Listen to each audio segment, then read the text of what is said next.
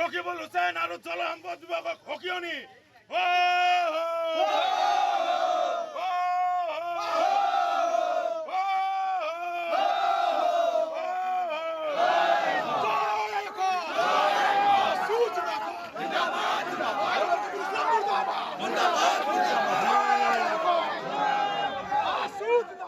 আজি আমি সদৌ দক্ষিণ হালমাৰা মানকাছৰ জিলা ছাত্ৰ সন্থাৰ উদ্যোগত শুকচৰ আঞ্চলিক ছাত্ৰ সন্থাৰ সহযোগত আৰু ৰাইজৰ আঠত্বত শুকচৰ অঞ্চলত চলি থকা ব্ৰহ্মপুত্ৰ গড়খহনীয়াৰ প্ৰতিবাদত আমি আজি ধৰ্ণা কাৰ্যসূচী ওলাইছোঁ। আপোনালোকে জ্ঞাত যে দক্ষিণ হালমাৰা মানকাছৰ জিলাত খৰালি কালতো যি হাৰত ব্ৰহ্মপুত্ৰ গড়খহনীয়া অব্যাহত আছে, এই ঠাইখিনি যদি চৰকাৰ, জিলা প্ৰশাসন বা জলসম্পদ বিভাগে ভালদৰে কাম নকৰে তেনেহ'লে অনাগত দিনত মানচিত্ৰৰ পৰা নাইকিয়া হৈ যাব দক্ষিণ হালমাৰা মানকাছৰ জিলা। শুকচৰ অঞ্চলত কেইবাটাও চৰকাৰী স্কুল আছে, ইয়াত আমাৰ সুস্থৰ প্ৰাথমিক স্বাস্থ্য কেন্দ্ৰ আছে, শুকচৰ আৰক্ষী থানা আছে, সন্মুখত আমাৰ শুকচৰ দলং আছে। এই ঠাইখিনিৰ ওপৰত ভিত্তি কৰি আমাৰ স্থানীয় জিলা প্ৰশাসনে এটা কথা ভাবিব লাগিছিল যে উক্ত অঞ্চলৰ ৰাইজক আমি সুকীয়াকৈ জীৱন যাপন কৰি দিব লাগিব। আৰু চৰকাৰৰ শ্লোগান আছিল যে মাটি ভেটি আমি সুৰক্ষা কৰিম, কিন্তু দেখা গৈছে আজিৰ দিনত চৰকাৰ নাই, কিন্তু ব্যক্তিসকল গোটেইকেইটা আছে।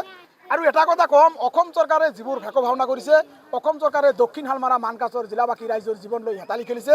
আৰু দক্ষিণ হালমাৰা মানকাছৰ জিলাৰ জলসম্পদ বিভাগে আজিৰ দিনতো হেতালি খেলি আছে উক্ত অঞ্চলৰ ৰাইজক লৈ।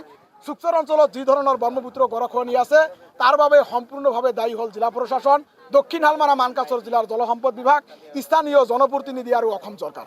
এটা কথা ক'ব লাগিব, খৰালি কালত যদি ব্ৰহ্মপুত্ৰ গড়খহনীয়া এনেকুৱাকৈ ভাঙি থাকে তেনেহ'লে এই অত্ৰ অঞ্চলৰ ৰাইজে ক'ত যাব? আজি চৰকাৰে মুছলমান মানুহ আৰু আমাৰ ইয়াত হিন্দু মানুহ দক্ষিণ হালমাৰা মানকাছৰ জিলাত আমি মিলিজুলি বসবাস কৰি আছোঁ। যেতিয়া এটা ঘৰ দুৱাৰ ভাঙি যায় তেতিয়া কি কৰে, তেখেতসকলে বেলেগ ঠাইত স্থান লয়।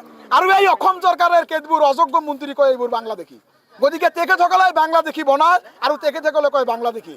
এইবোৰ ভুৱা প্ৰতিশ্ৰুতি দি কেনে আজিৰ দিনত আমাৰ মাজত এটা ভেদভাৱ সৃষ্টি কৰিব বিচাৰিছে। কিন্তু দক্ষিণ হালমাৰা মানকাছৰ জিলাত হিন্দু, মুছলিম, ধৰ্ম, জৈন, খ্ৰীষ্টান আমি সকলোৱে ভাই ভাই আছোঁ, সকলোকে বসবাস কৰি আছোঁ। কিন্তু এটা কথা কম, অনাগত দিনত আমাক যি অৱহেলিত কৰিছে এই অৱহেলিতৰ সঠিক প্ৰত্যুত্তৰ দিয়া হ'ব। আৰু আমাৰ শুকচৰ অঞ্চলত যি ব্ৰহ্মপুত্ৰ গড়খহনীয়া আছে, এই গড়খহনীয়ে যদি অতি সোনকালে ৰোধ নকৰে আৰু স্থায়ী প্ৰতিৰোধ নকৰে তেনেহ'লে অনাগত দিনত আজি আমি ছাত্ৰ ছাত্ৰীক লৈ গোটেই ল'ৰা ছোৱালীক লৈ আজি আমি ৰাস্তাত আহিব লগা হৈছে।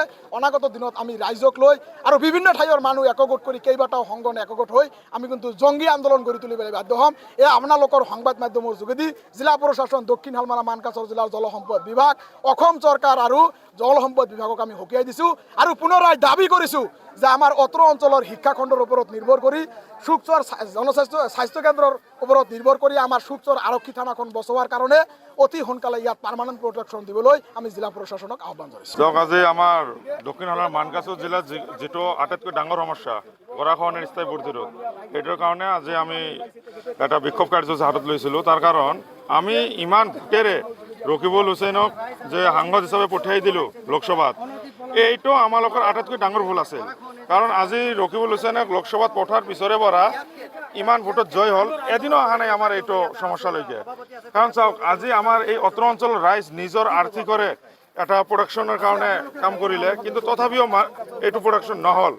যে ৰকিবুল হুছেইনক আহিব লাগিছিল নে চৰকাৰে কিবা এটা হেল্প কৰিব লাগিছিল, হেল্প কৰা নাই। এইটো কি হ'ব? আমালোকে কি তেখেতে ইউজ কৰি আছে নেকি? ইমান ভোটত জয় কৰি দিলোঁ যে আদানীৰ যদি কিবা এটা ভূমিৰ ক্ষেত্ৰত কিবা কাম লাগে চৰকাৰে তৎক্ষণিক ব্যৱস্থা লয়। আদানী কি এটা মানুহক 10টা ভোট দিয়ে নেকি? আৰু আমাৰ যে 10 লাখ ভোটত জিকাই দিছোঁ এই 10 লাখ কি ভোট নহয় নেকি নে এই 10 লাখ মানুহৰ ভোটৰ কি মূল্য নাই নেকি এইটো অকল ভেকু ভাওনাহে দেখাইছে যে অলপ গছ গাড়ী কিবা এটা বাজেট হেৰি কৰি তেখেতৰ মাজতে ভগাই লোৱা প্ৰচেষ্টা কাৰণ এই যদি চৰকাৰে ভালদৰে পইচা দিলেহেঁতেন যে ইয়াৰ ওপৰত ব্যৱস্থা কৰিবলৈ তেনেহ'লে ভালদৰে কাম কৰিলে হয় এই ক্ষেত্ৰত আমি ক'ব পাৰোঁ জিলা প্ৰশাসন জলসম্পদ বিভাগ আৰু চৰকাৰীয় কেতবোৰ বিষয়ববীয়া ইয়াত গুৰুতৰভাৱে জড়িত হৈ আছে এই ঐতিহাসিক জাগা যিখন হুকচৰ আছে এই হুকচৰখনক বিলীন কৰিব প্ৰচেষ্টা চলাই আছে